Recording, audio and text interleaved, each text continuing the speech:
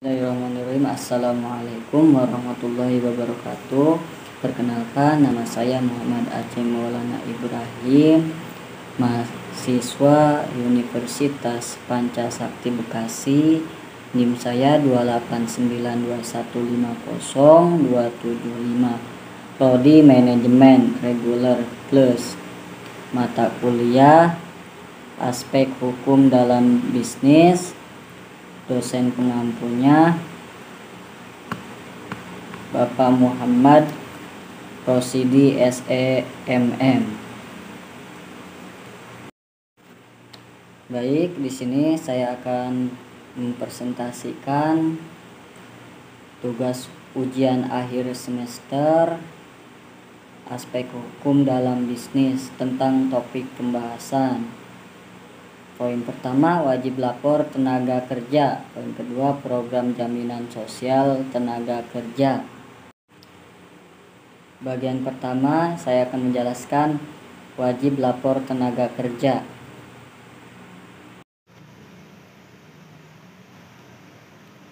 Ketentuan umum wajib lapor ketenaga kerjaan.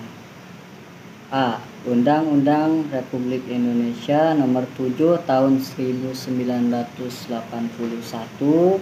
mengatur perusahaan atau pengurus wajib lapor kepada Menteri Ketenagakerjaan untuk setiap mendirikan, menghentikan, menjalankan kembali, dan memindahkan atau membubarkan perusahaan.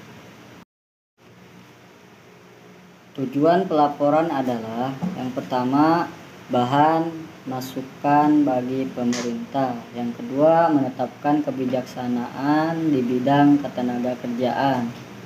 Catatan, laporan ketenagakerjaan dibuat secara tertulis selambat-lambatnya 30 hari sejak berdirinya perusahaan. Hal-hal penting yang harus ada di dalam laporan ketenagakerjaan antara lain: yang pertama, identitas perusahaan, hubungan ketenagakerjaan, perlindungan tenaga kerja.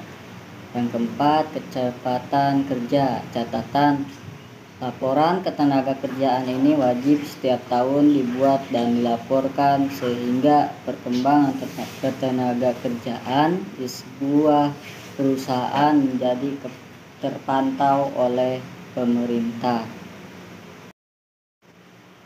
Hal-hal penting yang harus ada di dalam laporan ketenagakerjaan antara lain: yang pertama, identitas perusahaan, hubungan ketenagakerjaan, perlindungan tenaga kerja.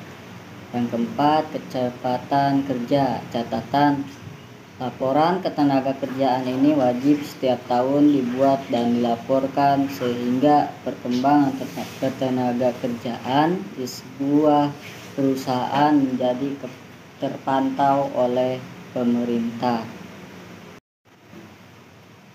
Catatan buat semua perusahaan untuk mengerti arti tentang karyawan atau seorang pekerja.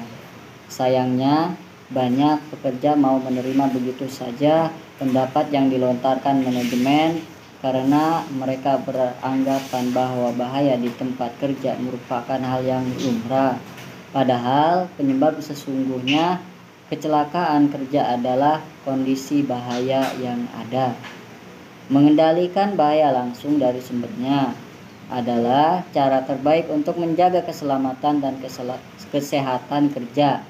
Artinya, perusahaan tidak boleh beranggapan bahwa karyawannya dapat diandalkan untuk selalu berhati-hati, tidak lalai atau tidak ceroboh, karena tidak ada manusia yang sempurna yang dapat diharapkan untuk tidak pernah lengah. Bagian kedua, program jaminan sosial tenaga kerja. Pengertian jaminan sosial adalah program publik yang memberikan perlindungan dasar bagi pekerja guna menjaga harkat dan martabatnya dalam menghadapi resiko sosial ekonomi yang terjadi akibat kecelakaan kerja, hari tua, sakit, cacat, dan meninggal dunia.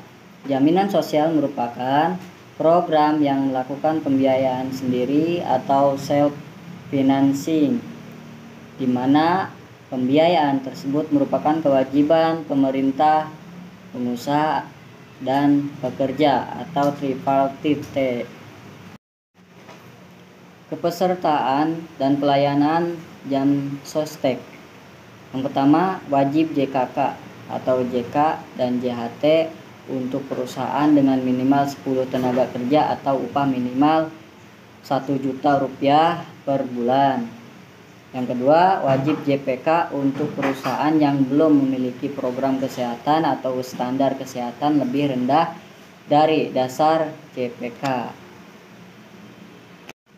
Hal pokok jam sostek. Jaminan sosial merupakan hal pekerja yang bersifat universal dan merupakan hak asasi manusia. Karenanya penyelenggaraan sistem jaminan sosial pada prinsipnya merupakan kewajiban negara dalam menjaga martabat pekerja dan keluarganya.